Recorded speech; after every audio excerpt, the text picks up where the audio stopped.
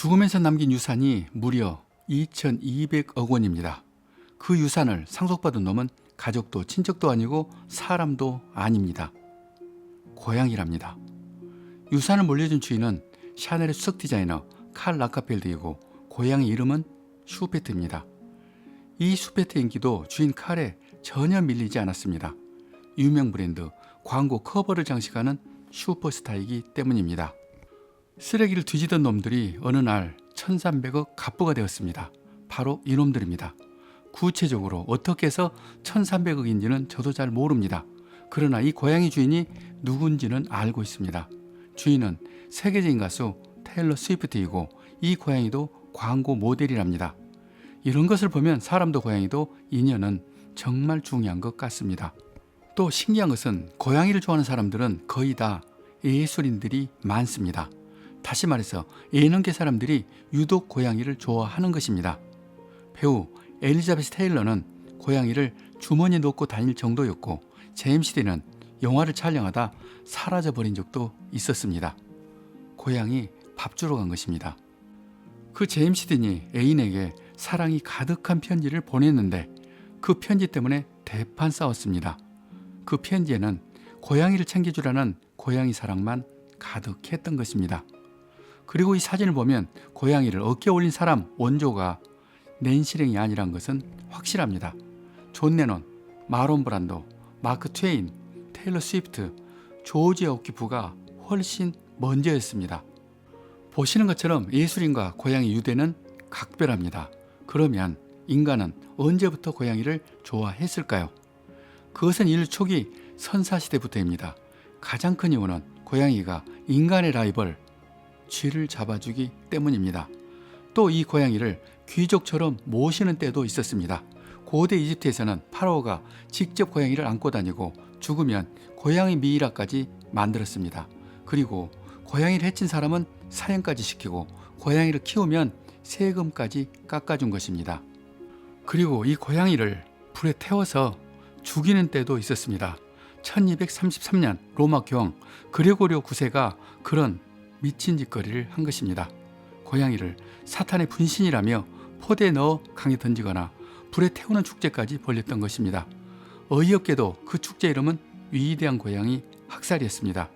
그래서 쥐들이 많이 생겨 패스트가 유행한 것인지도 모를 일입니다. 그런 와중에도 고양이를 좋아하는 사람은 레오나르도 다빈치입니다.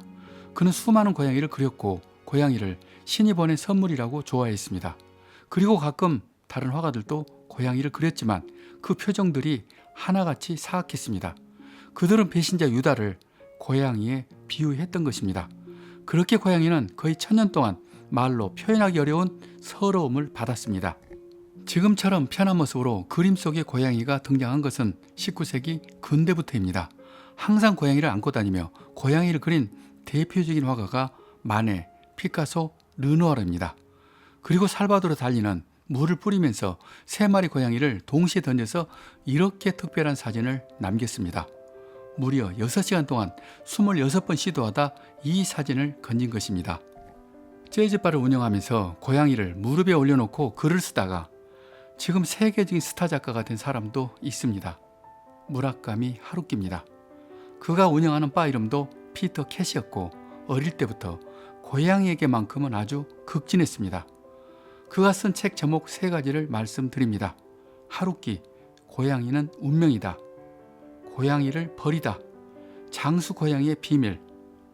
지금 노벨상을 넘보는 무라카미 하루키에게 고양이는 영원의 친구 그 이상일 수도 있습니다. 또 고양이를 한두 마리가 아니라 단체로 키우는 예술가도 많습니다. 중국의 현대미술가 아이웨이웨이는 40마리, 팝아트 아버지라는 앤디 홀은 25마리, 그리고 해밍웨이는 무려 50마리를 키우는데 50마리 전부 각각 다른 이름을 붙여주었습니다. 2010년 제가 플로리다 키웨스트에 있는 해밍웨이 생가에 간 적이 있습니다. 거기는 지금도 수십 마리 고양이들이 단체로 합숙하고 있습니다. 이 외에도 예술인과 고양이의 밀착 증거는 많습니다. 비틀즈 멤버 4명, 그리고 오노요코까지 모두 고양이를 좋아했습니다. 그리고 오드리 헵번, 마릴 몰로, 엘비스 프레슬리, 메릴 스트립, 클라크 케이블, 조지 콜로니 등등 대스타들이 고양이라면 자다가도 일어날 정도입니다. 정말 궁금합니다. 이 고양이들은 뭐 때문에 예술인들과 붙어 다닐까요? 혹시 예술가들 집에 쥐가 많을까요? 그것을 분석한 학자가 있습니다. 인간의 뇌를 연구하는 스탠리 코엔 박사가 고양이를 좋아하는 사람을 분석했습니다. 고양이를 좋아하는 사람은 말수가 적고 차분하고 목소리도 작은 편이고 혼자 노는 것을 좋아하고 혼자 살 확률이 높다고 했습니다. 또 머리가 좋고 상상력이 풍부하고 창의적이며 문제를 혼자 해결하는 스타일, 다시 말해서 밥만 먹여놓으면 혼자도 잘 노는 스타일, 딱 예술가들입니다. 고양이들이 노는 것과 똑같습니다. 즉 같은 족속, 동족입니다. 여기서 무라카미 하루키 말을 인용합니다. 나는 어려서 혼자 있는 것을 괴롭게 느껴본 적은 거의 없다. 책을 보거나 음악을 듣거나 고양이와 그냥 놀았다. 그리고 재밌는 것은 스탠리 코엔 박사가 말한 고양이를 좋아하는 사람들의 정치 성향입니다.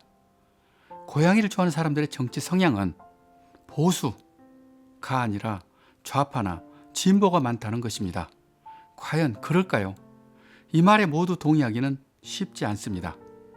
그러나 예술가와 연결되는 점은 많습니다. 예술가들은 기존의 틀보다 변화나 혁신을 찾기 때문에 정치를 떠나서 개혁적 성향이 있는 것은 사실입니다. 때문에 스탠리 코엔 박사가 한 말이 틀렸다고 하기도 어렵습니다. 그래도 저는 여기서 더 이상 말하지 않겠습니다. 우리나라에서는 특히나 예민한 문제이기 때문에 각자 판단하셔야 합니다. 마무리로 새로운 학설을 공개합니다. 고양이를 좋아하는 사람들은 호모 만짐족입니다. 그들은 고양이를 만지다 보니 모든 것을 만지게 됩니다. 백화점에서 물건을 만지다 혼나는 사람들은 전부 다 호모 만짐족입니다. 집에 따라가 보면 분명히 고양이가 있을 것입니다. 놀랄 만한 이 학설은 제가 이놈을 만지다가 연구한 것입니다. 분명한 것은 제가 먼저 만졌던 것은 아닙니다. 이놈이 먼저 접근하니 저는 자연스럽게 만질 수밖에 없었습니다. 여기까지 저는 작가 이철이었습니다. 예술 제국의 길은 우리가 세계 정상으로 가는 가장 빠른 길입니다. 이 영상을 구독하시는 것은 그 길을 함께 가는 것입니다.